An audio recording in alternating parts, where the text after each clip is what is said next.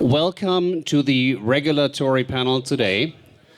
Personally, I'm really excited to be here, and I'm sitting with attorneys and compliance people. It's always very exciting because I have been told I look much better in dark blue or black versus orange. So I want to make sure I always stay on the right side, and we have the right people here to making sure that we are addressing the key questions of how decentralized finance and DeFi can really bridge from the cutting-edge technology that we all know, but really going into the institutional space as well. So one of the key questions that comes up over and over again over the last weeks, months, and years, as we're looking across jurisdictions around the world, is really thinking about how can regulators strike the right balance between fostering or not hindering at least innovation, and on the other side, protecting end users, consumers. And I would just like to start with you, Joe, to see you have been in this space for how long now? Since 2010. 2010. So are you Satoshi? No. Okay, fair. Quite good question. So what do you think? What do you see currently regulators struggling with, and which direction do you see this going? Well, I think when we talk about DeFi, I think one of the challenges of DeFi is that it functions in a way that doesn't match the way that most laws are designed. Mm-hmm. So, for example, if you think about the way that financial services regulation works, mm-hmm. it generally regulates intermediaries. Mm-hmm.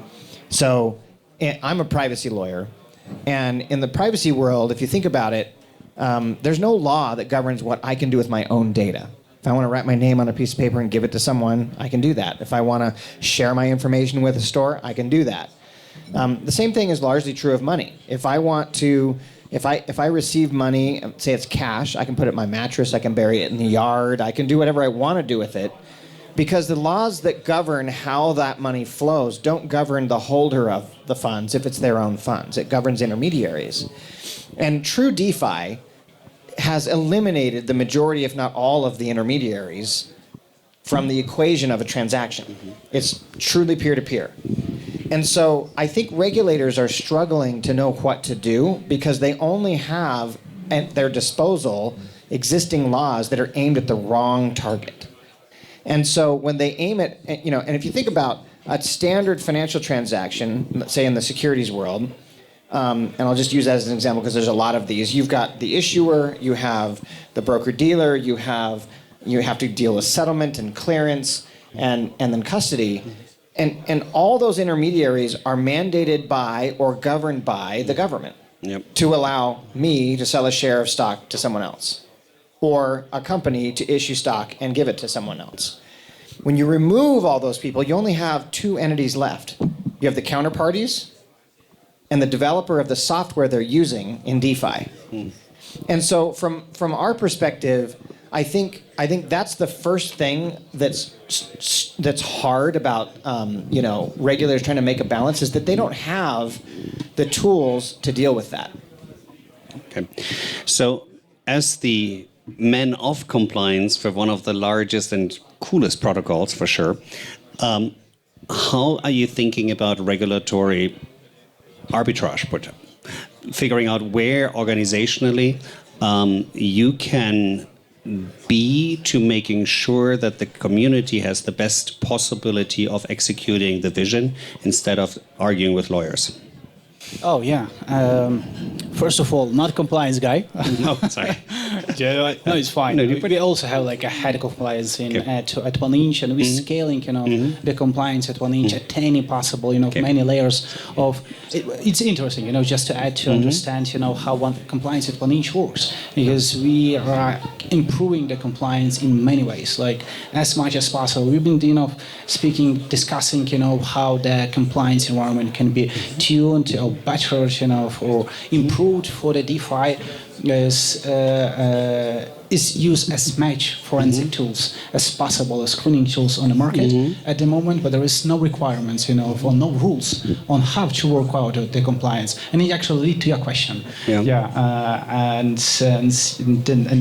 do a risk assessment management of your corporate structure and your decentralized structure all the time. And it goes, to your first question on why there is no regulation, and when the regulation is coming for a DeFi, it's hard. There is no tooling. Like how do you regulate a self-custodial wallet? Which is the main entry access to the DeFi. That's why we're at 1inch. We of course trying. Our main priority is to protect the user. But the main rule at 1inch legal department and at 1inch compliance department and in organization in general is to foster innovation, but not forget about the laws at all, and improve the laws with everything you have in the company as well. And how we see the future DeFi, or this closing the gap, fostering the gap between the regulators and the user, is that probably we all move to the regulated DeFi space, where you still you are custodial, you in custody of your assets, but you're accessing the front end, which most likely is going to be have a compliance layer on top with the KYC and KYB, with the identification processes. Orest, you mentioned protecting the user, and I would love to hear this as a user, of course. But if you look at what happened over the last few years, I think the latest number was the North Koreans stole another 600 million, I think, over the last year. There is definitely a lot to do around security that is still, and safety for users, that still needs to be done. A lot of those issues are in the code. Now that we had set the original OGs, a lot of people said, well, have code is law, and if it's in the code, then that's what it is. But I don't think that's going to work for most of the end users, especially if code revisions happening quite frequently. For us to be getting into the broader market, how are we thinking about protecting the users in that environment? Oh, first of all, so we're creating a product environment that's by design protecting you as a user. If you're when you go and swap today at 1inch with the 1inch fusion, you're protected, not being sandwiched, not being scammed as well, by having this smart settlement with the professional market makers on the other end, not a formula. And how we're also protecting the users is that we are creating a sort of 1inch security shield, which includes many tooling, such as Theorem Labs, Block 8, Blowfish, Thunderly. What they do, they prevent users to sign the wrong transaction, not to be exploited. And we try to go one step ahead to notify the user about what can be happening if you sign the transaction. And so when you usually you as a user, when you sign a transaction, you just see a big number of letters and numbers, and you don't understand what's happening. What we're trying to do is to convert it into the logical, sequence of the text or clear information, and make this clarity for the user, and prevent user interacting even with the bad actors through the unhosted wallet we have with those toolings.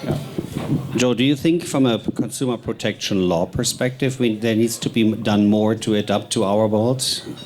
It's a good question because the truth is, there are dueling interests.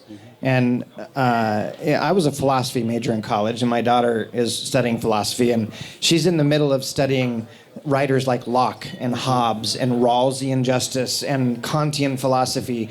And I'm surprised how many of those principles are actually up for grabs right now in the DeFi space. And what I mean by that is,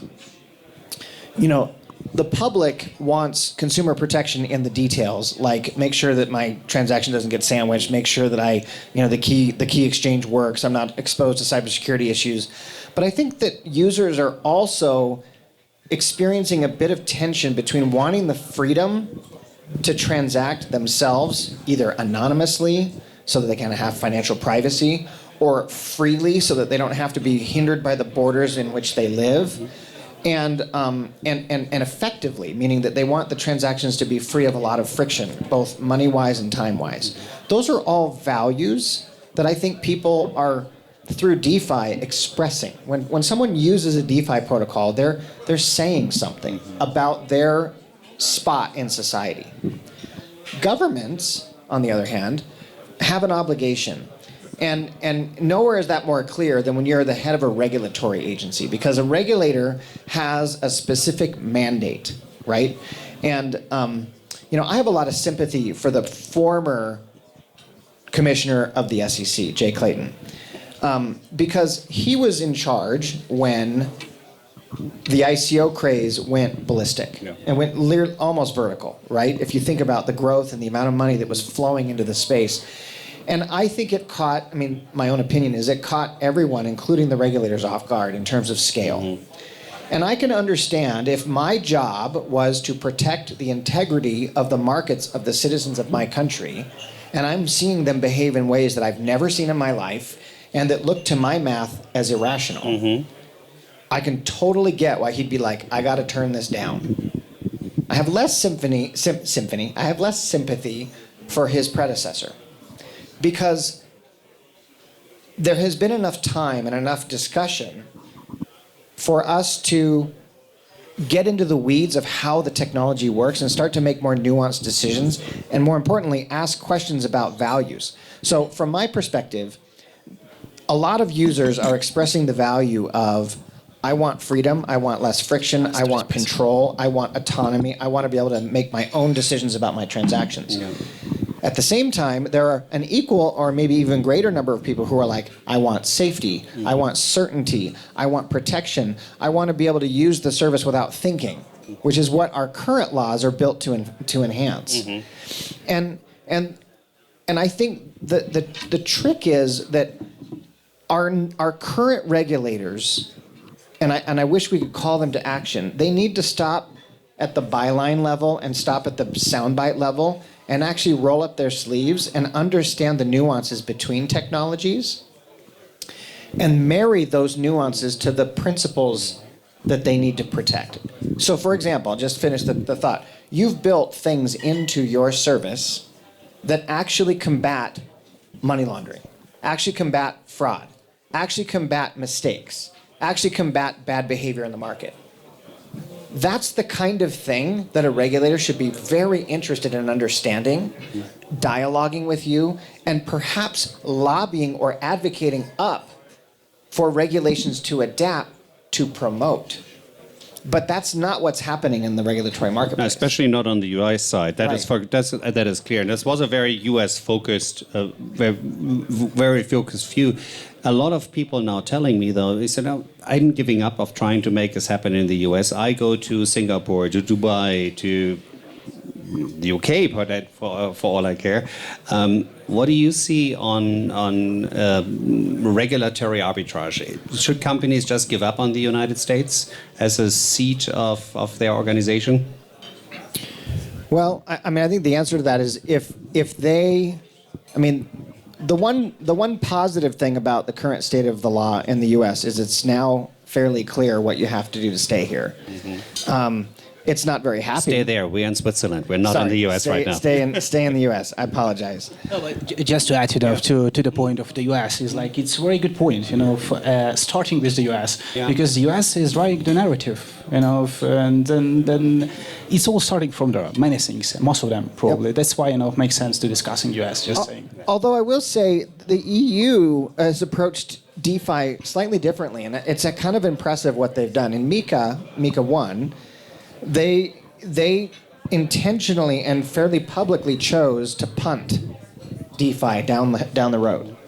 They basically said and they said the right thing. They said we don't understand enough about DeFi to properly regulate it.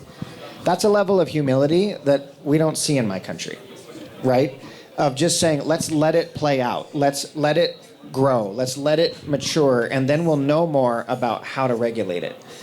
And it's telling to me that the only proactive regulation in countries that are restrictive is through enforcement. And in other countries, like South Korea and in the EU, there are enabling regulations that incentivize development, that incentivize innovation, and then they can get around to carving the edges and putting a box around it. Yeah, it's just different principle, regulations through enforcement, which is taken by the US, unfortunately. But maybe, if it's like, is it just about the DeFi, this principle? This principle, I think, applies in the US and to everything else. No? No, I think it's a principle that applies to all of the different versions. I mean, if we're in the crypto space, all the different versions of crypto are, the SEC and FinCEN and OFAC have kind of taken aim at each type of crypto activity that they want to start to put some limits on.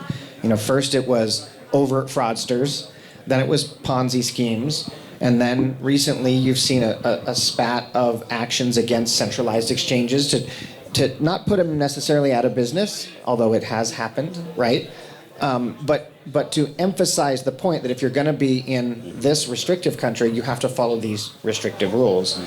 The problem with that is it makes it very clear, but it doesn't foster collaboration. And I think that's what's missing. And I think that's said a lot of people in our space have tried to reach out to regulators for many, many years and had these conversations. I'm on the advisory board of the governor of Washington State since 2017, and still money transmitting licenses were one of the last ones that got it for Coinbase, I think. So it's really not that easy, that's for sure. It's an ongoing dialogue, it's a lot of education that's necessary, but it's definitely not an easy path. And innovation, on the other hand, needs to continue, needs to move ahead. How do you balance it? How do you tell your team to find the right balance between those two? What's your measurement stick? Yeah, well, so the basic line is that there is no rules still. Zero regulation. You need to keep up with that, because in the end of the day, we see like a Binance enforcement, action for their past activities. There was no regulation by the time Binance was, starting operations in 2017. But it doesn't mean like you'll be waived from the liability later. Yeah. That's why you need to keep up with the best principles of the compliance and risk assessment rules. And answering your question is that by deploying a new product, we always try to give it the best sense of the regulation and compliance from the financial sector, which is pretty the same, like everything we do in DeFi is like almost identical to the financial, principles and products that exist, just in a bit different way and more smart coded. Yeah. Now we are around the World Economic Forum here, where all these government leaders and organization leaders from across the world come together. Is there a hope of finding a regulatory framework, guidance, protection for the crypto industry that would cross not only one border, but really be an integrated framework? Is this something that we potentially will see, like a free trade agreement or something? Or is it something just too far out that we even have to think about it today? Yeah, definitely I can comment on this saying that it is too far from what we can see, for example, in the centralized crypto space, which is, at least in Europe, very good regulated with MiCA at the moment. I'm not sure that existed, Davos Economic Forum will solve this issue at all. It's not probably the main topic of discussions, but the fostering the laws, it should come from, I think, us, all of us, the participants of the DeFi, help the government. As you said, they don't have toolings. Sometimes they lack the knowledge of DeFi, of the processes, and that's why we at OneInch also what we're planning to do and doing right now with Uniswap Labs. I know that Uniswap is doing that, is working on a policy making strategy to scale that, to push it and make it and help the regulator. We saw that. Unlike traditional finance, where all the institutions have a home and there's borders. this technology knows no borders. So you picked an institution, a traditional organization. That's exactly the area I want to spend the last few minutes in. It feels like the traditional finance institution, we're talking with JP Morgan, with Onyx, and a couple of other these projects out of the corporate world that are using DeFi technologies to optimize the back end of their own infrastructure, to leverage the efficiencies we have created, the technologies we have created, but really creating it in their own world. Will we see them dominating of what regulation should look like? Or is there a place for people like us that are building the new system? Will we be pushed aside over time? Do we talk to the right people on the regulatory side? Is it going to be back to JP Morgan and Citibank?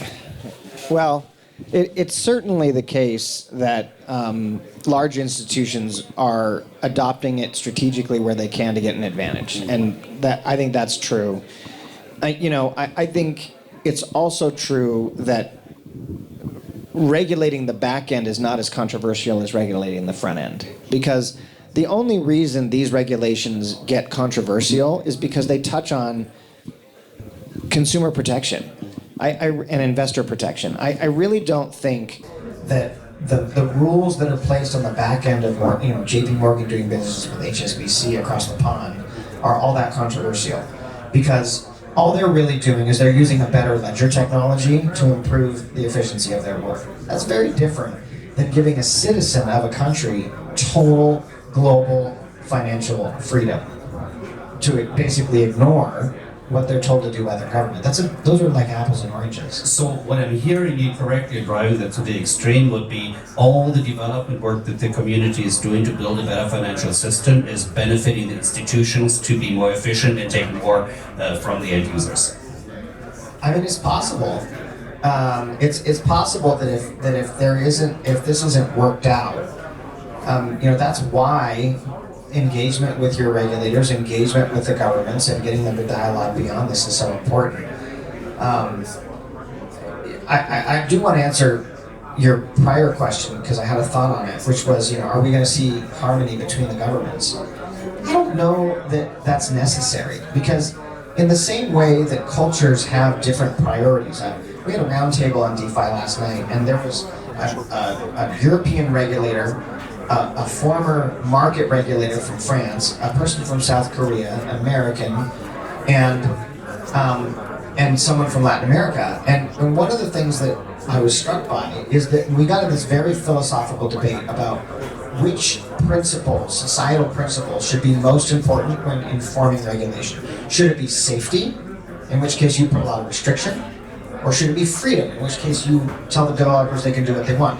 And it was fascinating to me that depending on where you lived, you had very strong, our participants had very strong feelings about which one should win in a boxing match. And so I don't think that we need to push for global, one harmonious methodology, but I do think that regulators should be open enough to be respectful of the fact that their citizens may transact in a place that feels more like home to them. What do you think, Orest? Are we all going to be employees of JP Morgan in 10 years?